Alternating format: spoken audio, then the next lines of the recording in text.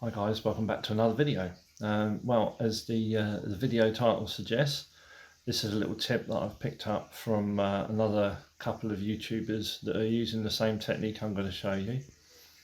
So unfortunately I can't take full credit for it, but having tried it myself, I've tried it on many different types of plastic and it seems to work. So carry on watching. I'll show you how you can fix your faded plastics permanently.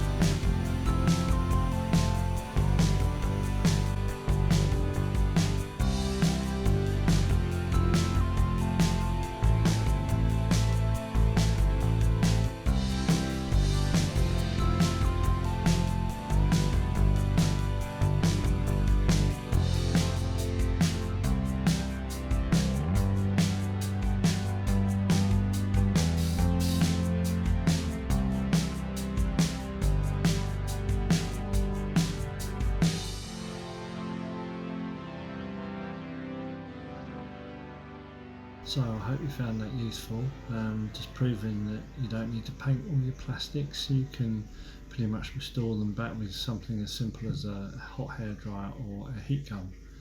I hope you're staying safe. Remember, only go out if you need to go out, and I'll see you in the next video. Cheers.